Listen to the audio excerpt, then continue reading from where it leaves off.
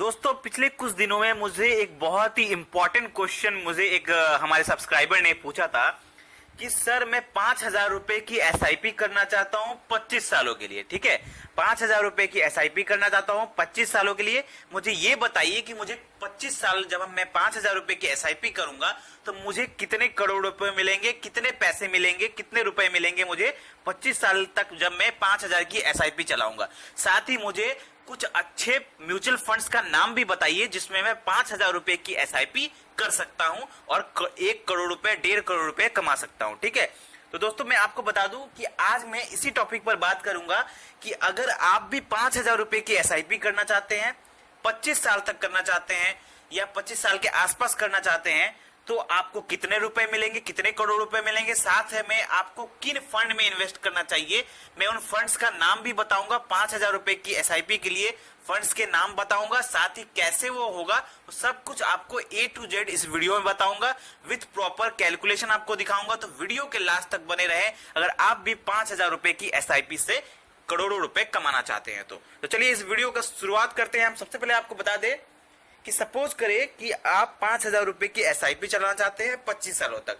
अब आपको चाहिए, सबसे पहले तो आप एसआईपी करना चाहते हैं तो सबसे पहले जरूरी है कि आपको पता होना चाहिए कि किन फंड्स में मैं इन्वेस्ट करूं। ठीक है, कुछ फंड्स के नाम आपको पता होने चाहिए, है ना। तो मैं उन फंड्स का नाम भी बताऊंगा, लेकिन उस फंड्स का नाम मैं वीडियो के लास्ट में बताऊंगा। सबसे पहले मैं आपको कैलकुलेशन दिखा देता हूं कि वो कैलकुलेशन क्या है जिसके थ्रू अगर 5,000 रुपए की एसआईपी करते हैं 25 सालों तक तो आपको कितना पैसा होता है। ठीक है, लेकिन फंड्स के नाम जानना जरूरी है क्योंकि अच्छे फंड्स में इन्वेस्ट करेंगे तभी आप उस अमाउंट तक पहुंच पाएंगे। तो सबसे पहले हम आपको कैलकुलेशन दिखाते हैं कि 5,000 रुपए की एसआईपी 25 सालों के बाद आपको कितना पैसा दे सकती है। तो दोस्तों आपको हम इस समझाने के लिए आपको ले चलेंगे एसआईपी कैलकुलेटर के पास। उस कैलकुलेटर के थ्रू आपको बताएंगे कि 5,000 रुपए की एसआईपी 25 सालों के बाद आपको कितना पैसा दे सकती है। ठीक है, साथ में उसके बाद हम वीडियो के लास्ट में आपको फंड्स के नाम बताएंगे, 3 फंड्स के नाम बताएंगे जिसमें आप 5,000 रुपए की एसआईपी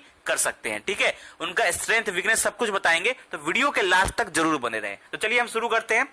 सबसे पहले हम आपको दिखाते हैं एसआईपी कैलकुलेटर जिससे आप 5,000 रुपए की एसआईपी से 25 साल तक कर सकते हैं और कितना पैसा कमा सकते हैं वो दिखाएंगे। तो दोस्तों आपके स्क्रीन पर जो दिख रहा है ये एसआईपी कैलकुलेटर, ये 5,000 रुपए की एसआईपी 25 साल तक चलाते हैं तो उसका एक कैलकुलेशन है।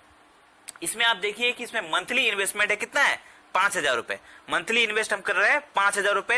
रेट ऑफ रिटर्न हमने पकड़ा हुआ है 15%। क्यों पकड़ा है 15%? इसके पीछे कारण है क्योंकि जो मैं वीडियो के लास्ट में भी जो फंड्स के नाम बताऊंगा इस कैलकुलेशन के बाद, उस फंड में पिछले कुछ सालों में बहुत अच्छा तगड़ा रिटर्न दिया हुआ है। ठीक है, बहुत अच्छा तगड़ा रिटर्न दिया हुआ है। तो मैंने उस फंड ने, किसी फंड ने तो 22% का, किसी ने 20% का, किसी ने 18%, इस हिसाब से रिटर्न दिया हुआ है। मैंने फिर भी ऑन एन एवरेज 15% का पकड़ा है। ठीक है, ज्यादा भी नहीं पकड़ा है। ठीक है, लॉन्ग टर्म में इतना तो आपको मिलेगा ही। आप भी जानते हैं कि एसआईपी में लॉन्ग टर्म में 15% का रिटर्न तो मिल ही जाता है। ठीक है, और जो मैं फंड्स बताने वाला हूं वो तो काफी जबरदस्त है, उससे ज्यादा ही मिलेगा। फिर भी मैंने ऑन एन एवरेज 15% का रिटर्न पकड़ा हुआ है। ठीक है, टाइम पीरियड इसमें लग जाएगा 25 साल, जैसा कि मैंने कहा था 5,000 रुपए की एसआईपी 25 सालों तक। ठीक है, इसमें इन्वेस्ट अमाउंट कितना है 15 लाख रुपए। मतलब आपका पॉकेट से पैसा जमा कितना होगा, पॉकेट से आपका पैसा जमा होगा 15 लाख रुपए। ठीक है, लेकिन अब गौर करिए कि आपको वैल्यू कितनी मिली है। वैल्यू पे गौर करिए, 1 करोड़ 64 लाख रुपए से ज्यादा, यानी 1 करोड़ 64 लाख रुपए से ज्यादा। अगर आप 5,000 रुपए की एसआईपी 25 सालों तक चलाते हैं तो आपके बैंक अकाउंट में 25 सालों के बाद कितने पैसे होंगे, 1 करोड़ 64 लाख रुपए से ज्यादा होंगे। ठीक है, आप 1.5 करोड़ से ज्यादा के मालिक होंगे 25 सालों के बाद, अगर आप 5,000 रुपए की एसआईपी 25 सालों तक चलाते हैं। फंड्स के नाम भी बताऊंगा अभी लास्ट में। बिना फंड्स के नाम जाने आप इतना बड़ा अमाउंट नहीं हासिल कर सकते। तो रिटर्न आप देखिए, इसमें रिटर्न ही कितना है, रिटर्न ही आपका लगभग 1.5 करोड़ का रिटर्न है। 1 करोड़ 49 लाख रुपीस का तो रिटर्न सिर्फ मिल रहा है। इन्वेस्ट अमाउंट जोड़ के 1 करोड़ 64 लाख रुपीस हो जा रहा है। ठीक है, तो ये कैलकुलेशन आप देख लिया आपने। चलिए अब मैं आपको बताता हूं फंड्स के नाम।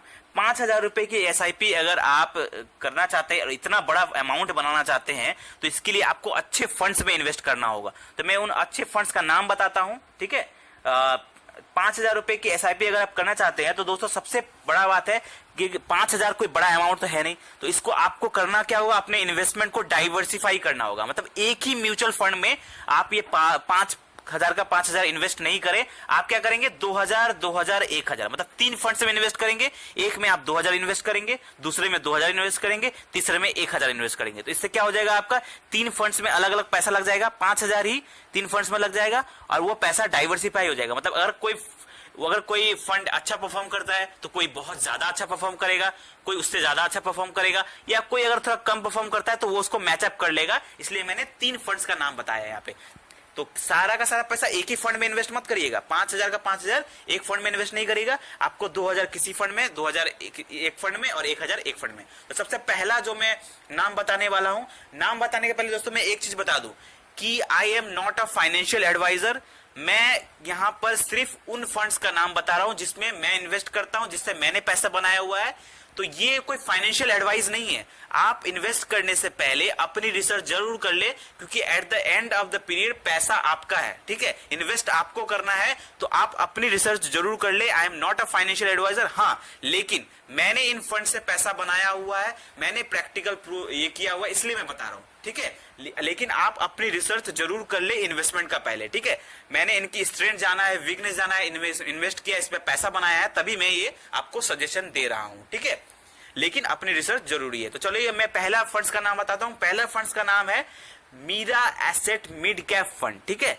Meera asset mid cap fund, इसने पिछले कुछ सालों में, पिछले 5 साल से ज्यादा का पीरियड में भी अगर देखेंगे तो इसने 27% का रिटर्न दिया है, 27% का रिटर्न दिया हुआ है। इसका एनएवी 28 है, इसका एनएवी बहुत कम है, तो काफी अच्छा इसका चांसेस है और जाने का, ठीक है। ये एक मिड कैप फंड है, इसमें आप 2,000 का इन्वेस्टमेंट कर सकते हैं।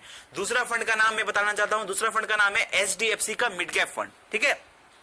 इसने पिछले कुछ सालों में 20% का रिटर्न दिया हुआ है। ये भी काफी तगड़ा फंड है, काफी अच्छा इसमें रिटर्न दे सकता है, ठीक है। चलिए मैं तीसरे फंड का नाम बताता हूं।